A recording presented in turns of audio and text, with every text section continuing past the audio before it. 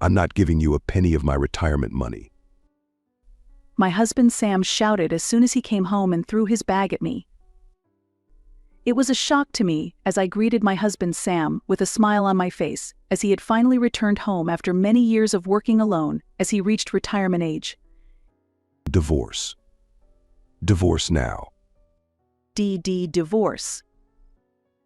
I couldn't believe that Sam would make such a standing joke, and I felt a mixture of confusion, sadness, and despair, and my heart was breaking.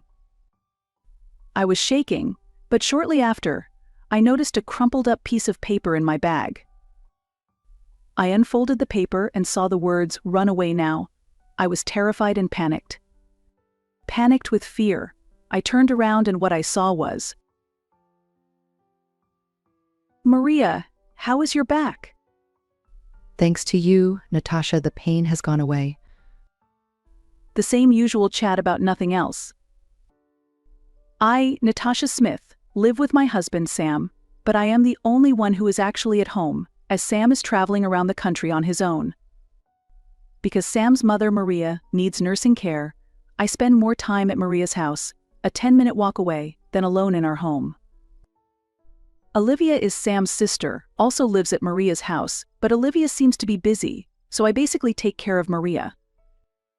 By the way, I wonder when Sam will come back. Well, when he contacted me the other day, he said next weekend, but I don't know, because his schedule often changes at the last minute. He's on the verge of retirement, isn't he? Sighing deeply, Maria slowly sips the tea I have made. After all, the tea made by Natasha is delicious. Thank you very much. Maria asks me for more tea, so I make her some tea again. The tea the helper made me yesterday was so bad, so bad. I couldn't drink it very well. Maria complains. Olivia had arranged for a helper to come several times a month, but Maria felt more comfortable having me take care of her. When we were newlyweds, Sam, who insisted on tea, beat me into shape quite a bit. I chuckled, remembering my husband as a young man. He would say, "It has to be tea leaves from England." I even thought he was British. He's so weirdly hard-headed. Once he decided, that's all he does. Maria laughed happily and drank her second cup of tea neatly. I am troubled when asked if I am satisfied with my current life, but I do not feel bad because Maria has always been grateful to me to the point of overreacting. I cooked dinner, helped her bathe, and cleaned up as usual, and finally massaged her back before returning home. I was about to head to the bathroom to take care of myself when my cell phone rang. Hello. Oh, Natasha. I got off work early today. You. Good job. Speak of the devil, it was Sam who called me. Your mother was wondering when you were coming home. I see you've been there today. Thanks. Sam says apologetically. She seems to have a bad back these days, and she doesn't look so good. I see. That worries me. Sam groaned thoughtfully for a while, then painfully squeezed out a few words. I don't think I'll be able to go home until I reach retirement age. I'm sorry, Natasha, and I'm worried about my mother, but please do something. Yeah, take it easy, Sam. I'll call you if I can make it home. We exchanged brief greetings and hung up the phone. I was a little relieved to hear Sam's voice, and I was ready to get back on the horse tomorrow. A few days later, I went to Maria's house as usual, and unusually, Olivia's car was there. I said to myself, "Oh, my Olivia is here today." Olivia, whom I saw only occasionally, would express her gratitude for taking care of Maria whenever we met, but from my point of view, she was still elusive, and I was still uncomfortable with her. I unconsciously pulled back, and it was about time to use my duplicate key to enter the house, when I heard Olivia's very loud voice. I really feel great. Olivia seemed to be on the phone with someone, giggling vulgarly. You work like a slave just to say thank you. You're a bit too much. Could it be me? Olivia's words made my heart skip a beat and I hid in the bathroom. Slaves should be made to work like slaves.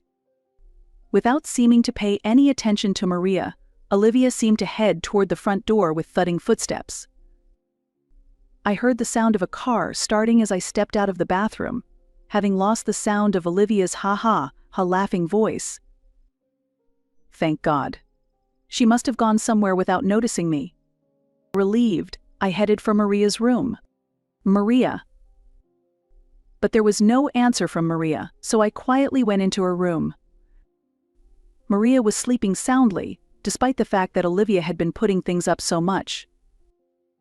I left the room without making a sound and decided to go home once I was done, even though it was the time she would normally be awake. When I visited Maria's house again a short time later, she was awake, but in a daze, and when I asked her about Olivia, she seemed not to have noticed.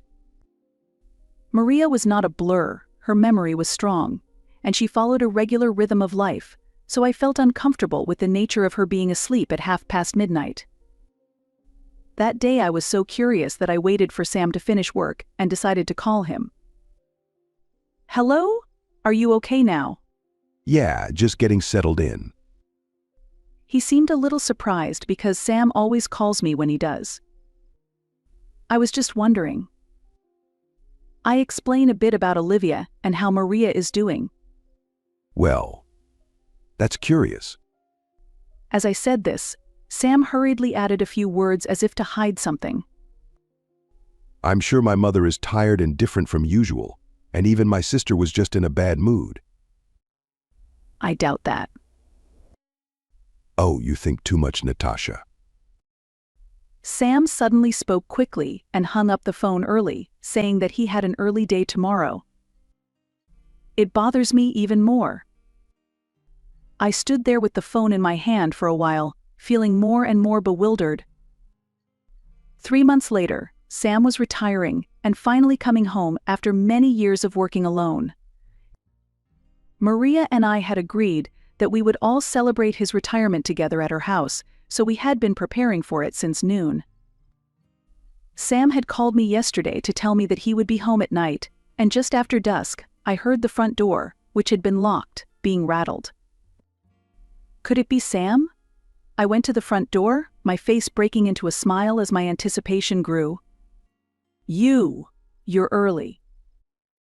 I greeted him with a big smile, but to my surprise, Sam threw the bag in his hand at me and shouted louder than I had ever heard him shout.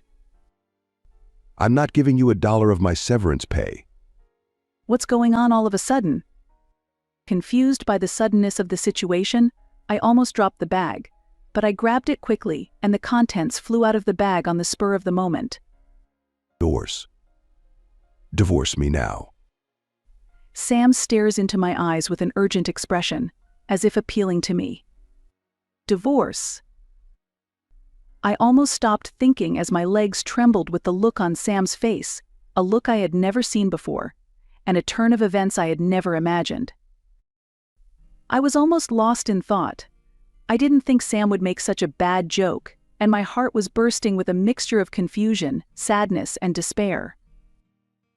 As if to push me over the edge, Sam came at me with such heat that I thought he was going to spit fire from his mouth. As I was too overcome to move, Olivia appeared from behind Sam. Hey Sam, it's not polite to tell Mrs. Natasha that you're suddenly divorcing her. Sam didn't listen to Olivia's words, it's a divorce. He is just screaming, divorce. You're a total handful, little brother. Ms. Natasha, I'm going to calm you down and see what you have to say. Can you wait? Olivia grabbed Sam by the wrist and pulled him into the study in the back. I followed their backs with my eyes stunned. What do you mean? I looked down, completely unable to make sense of the situation, when I noticed a crumpled piece of paper among the items that had just popped out of my bag. I was curious to know why Sam, with his precious face, would be carrying around a crumpled piece of paper in his bag. I was curious, so I managed to unfold the crumpled piece of paper with a shaky hand. Oh! There, in Sam's scrawled handwriting, was a note that read, "Run away right now." Sam scrawled words on the paper. Where did he say run away? Where did he say I should run to? From who? Panicked, I subconsciously scurried around, looking for Sam. Just as I turned my back, the door to the study opened with a start, and Olivia was about to jump on me. Give them back. They're all mine. Olivia rushed at me with her hair shaking and a devilish look on her face. Run away. Natasha, please. Sam desperately restrained the flailing Olivia from behind and shouted at me. You, nail me. I was so terrified that I was almost tangled up in my own head, and I moved my legs to the doorway. It's not Natasha's fault. Sam and Olivia are arguing loudly. Olivia is Olivia, yelling at me, thief and so on, yelling at me, but I pretend not to hear them and move my feet madly. I have never felt such a long way from the front door, I thought to myself, as if it were someone else's problem. I turned my head one last time, and what caught my eye was Maria looking blankly behind me at the two of them, the raging Olivia and Sam, who were trying to stop them. In the end, Sam never returned to our home after that. The day ended with me mulling things over in my coherent head. The next day, I calmly reflected on yesterday's events. What was that all about?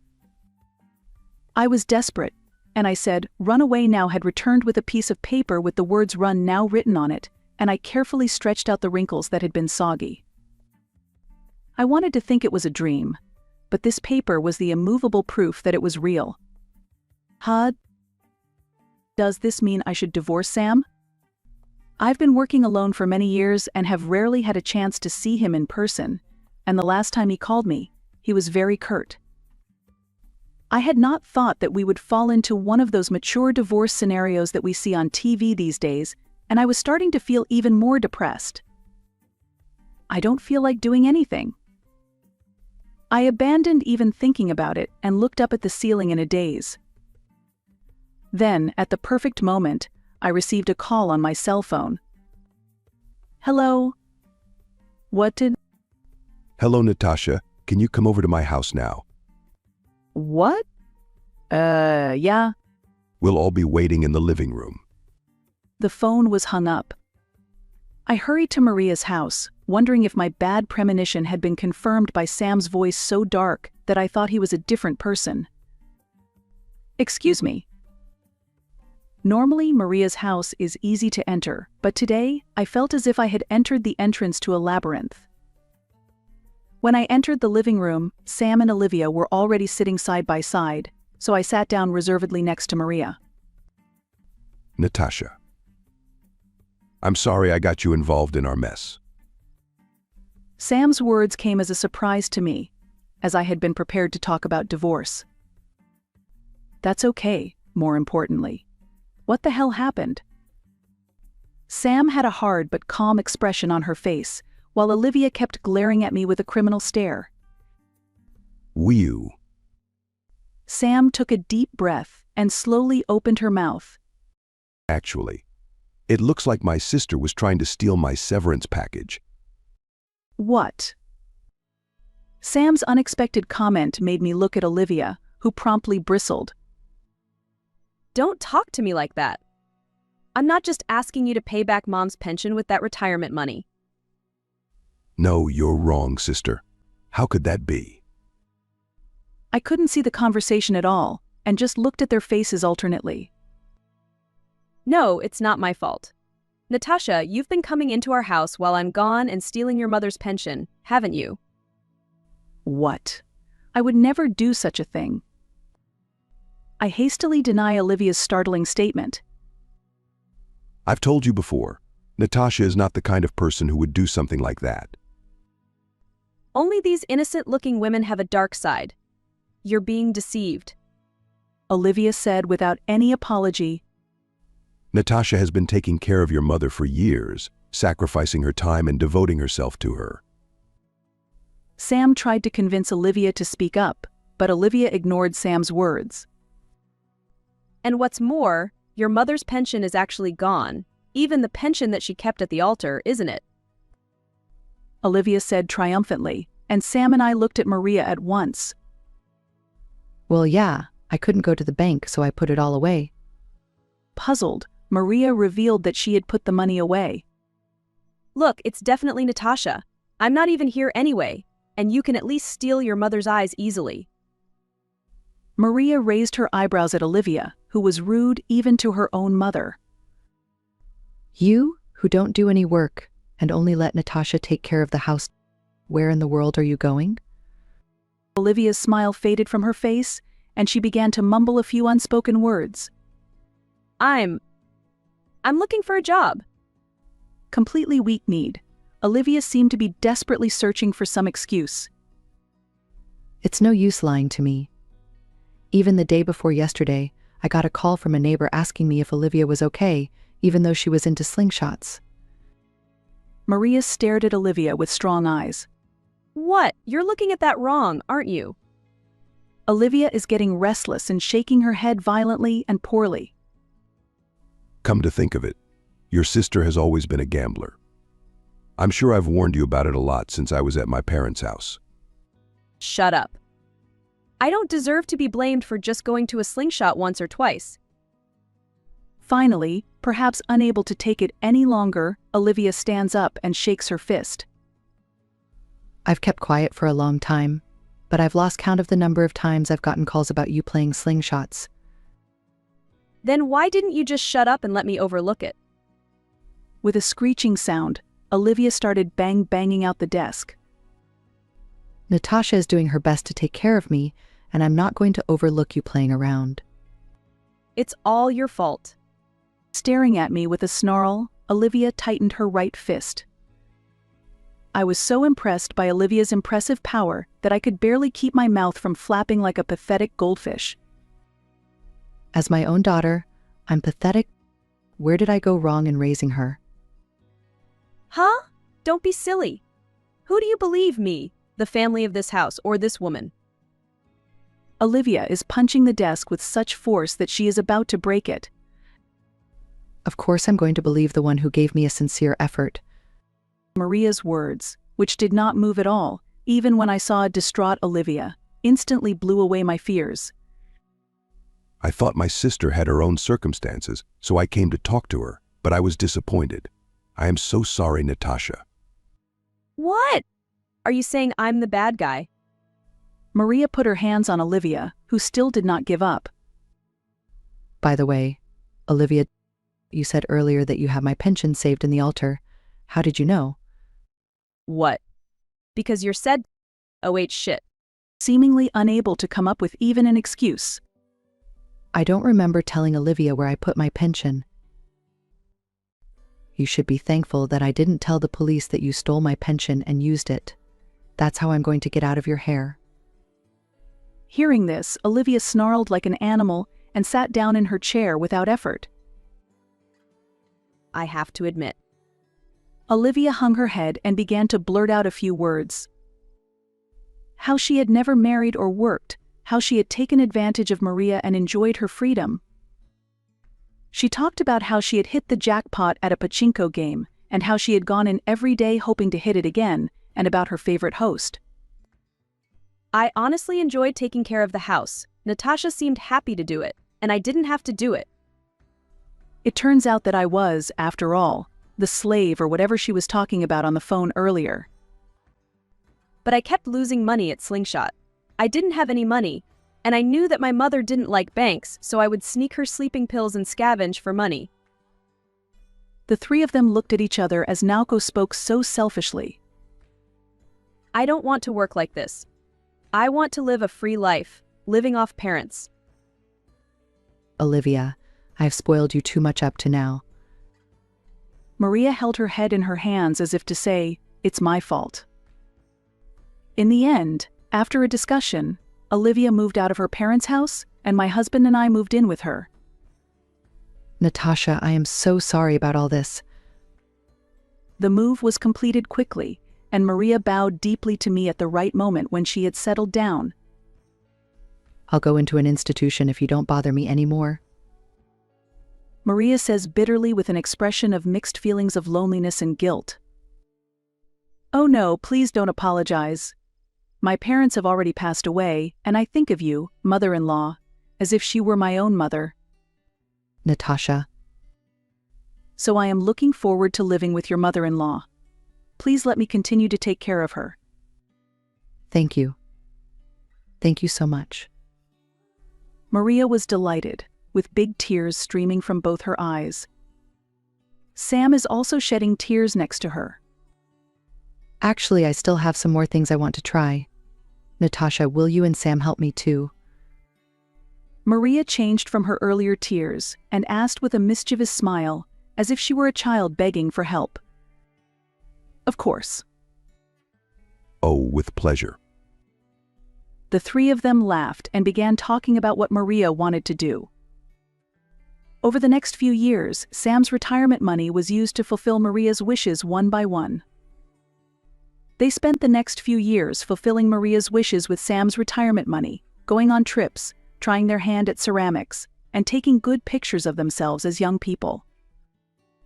But the good times were short-lived, and Maria passed away with a happy smile on her face.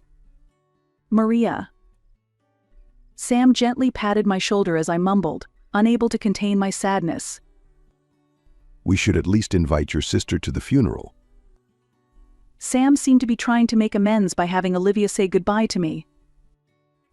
On the day of the funeral, Olivia was there, but even from a distance she looked so gaunt and battered. Olivia, she's turned into such a mess. Rumor in the neighborhood is that she still gambles and goes to hostels, even though she's in debt. She's lost all her fancy dress. Not at all. It's my mother's will, so it can't be helped. But I have to give you the remainder of my mother's estate.